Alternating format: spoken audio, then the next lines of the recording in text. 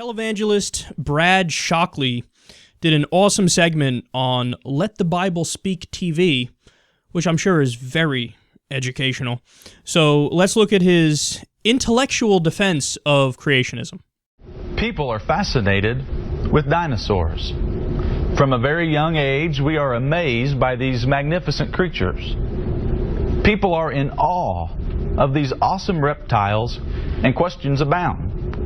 Where did these massive creatures come from? If they were in existence in the past, why is the Bible silent about them? Can I believe in the Bible and accept the existence of dinosaurs as a fact? Creation is rarely credited and often attacked in the media. How sad that society proclaims the need for open-mindedness, yet pulls down the curtain on creation while promoting evolution. One who holds the creation worldview is in the minority, and we often have a difficult time convincing others this is the proper explanation. The creationist accepts the teaching of Genesis and teaches dinosaurs were created on day 5, the day sea-dwelling and flying creatures were created, and day 6, the day land animals were created, according to Genesis chapter 1, verses 20 through 25. Humanity was created by God on day 6, according to Genesis chapter 1 and verse 27, and shared this world with the dinosaurs. All of these events took place approximately 6,000 years ago. If you read the Bible from cover to cover, you will not find the word dinosaur. However, just because you can't find the term dinosaur in the Bible, you shouldn't make the mistake of thinking the Bible has nothing to say about dinosaurs. The explanation is rather simple. The word dinosaur did not come into existence until the year 1842. That is over 200 years after the King James English translation of the Bible. Even though we will not find the word dinosaur in Scripture, we can find several passages describing creatures that clearly fit our understanding of dinosaurs. In the book of Job, we read of behemoth. The Bible mentions a massive creature so large that by all accounts the only plausible explanation is that we are reading about a dinosaur. Most study Bibles state in the notes, behemoth is most likely an elephant. That is a colossal mistake. The text is very clear. Behemoth is much larger than an elephant. You see, the truth is, dinosaurs should be used as the poster child for creationism. And we have no problem harmonizing our faith with the Bible explanation of dinosaurs. Oh, that was adorable.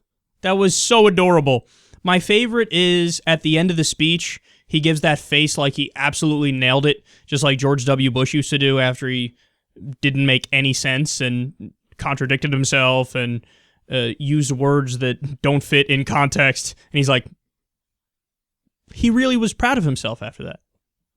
So he starts out by saying, well, you know, dinosaurs are not mentioned in the Bible, so maybe this is a little bit of a problem for creationists, but let me explain why it's not. And then by the end of it, he's like, so dinosaurs are a perfect example of why creationism is true. It's like watching a third grader try to make sense of the world. So let's get a few basic facts out there right now. He keeps saying, well, you know, it has to fit in a 6,000-year time frame. Why? Because that's how old the world is according to the Bible, if you count up the stories and go back. How fucking scientific. Well, dinosaurs, in reality, they weren't around, you know, 5,800 years ago, or whatever time frame this guy thinks they would have existed. They died out 65 million years ago. Kind of a relevant fact. He's like, no, forget that. They existed, but they were around like 5,800 years ago. Well, then why is it that Not a single scientist on the planet says they were around here then. And then he was, they're testing our faith. They're testing our faith or something like that. Hey, guy, we actually have radiocarbon dating, for example, and other scientific dating methods where we can figure out exactly how old certain things are within a very specific range, a fairly specific range. So we know, for example, that the world is 4.54 billion years old. You missed the mark by a little bit, didn't you, when you say it's only 6,000 years old? The universe, we know, is about 13.9 billion years old. How does he explain all this away? He's like, yeah, science, testing our faith again. We know the Bible's to believe over science. Okay, well then let's dig a little deeper on that one, shall we? You do know that there are multiple parts of the Bible where they allude to the earth being flat, where they say, for example, that people sailed to the four corners of the earth. The earth doesn't have corners. What would have corners? A flat earth, right? Certain shapes of a flat earth. But it's in there multiple times. So, you say Bible's to be believed over the scientists. Okay, do you believe the earth is flat? But see, I asked that and pose it as if it's a gotcha, because to actual intelligent people, it is a gotcha. But in his mind, he might just be like, yes. Yes, indeed, the world is flat. And then at the beginning, this is one of my favorite lines. He says, society demands open-mindedness, but then it rips creationism. As if that's like a contradiction. As if open-mindedness therefore means we have to entertain things that are absolutely, positively, objectively, factually, empirically wrong. No, we can still say you're wrong and believe in open-mindedness in the same way that we could say, no, 2 plus 2 does not equal 22 and still be open-minded.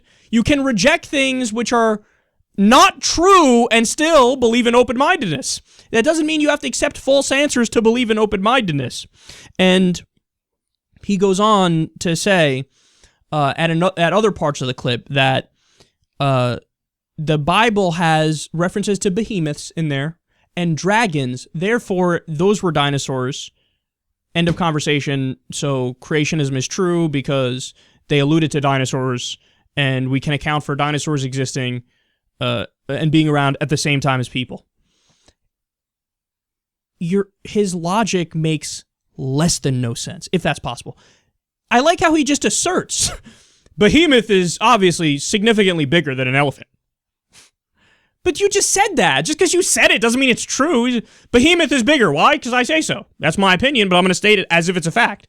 And like what? All the dunces listening along are gonna be like, yeah, that's right. No, that's true. Behemoth is technically only about 29 feet and bigger, and an elephant, they only get up to like 25 feet. So he's right. Behemoth is technically bigger than an elephant. No, it's not. What are you saying? What are you saying? And he uses the dragons in the Bible as those are the dinosaurs. That's what it is. I know. I found them. Dragons are in the Bible. What else? What does he not tell you about the dragons that are mentioned in the Bible? Well, just to give one example, and we've referenced this on the show before, there's a red 7-headed dragon in one of the parts of the Bible. It's weird that he left that part out, right? Like, you were all, oh no, those are the dinosaurs, see, rah, rah. But then you don't say, well, one of them was 7-headed.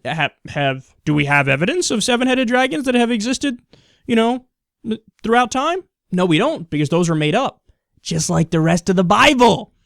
Grow up. You look like a child trying to get to the answer that you like the most, as opposed to being objective and letting the facts take you in whatever direction they do take you.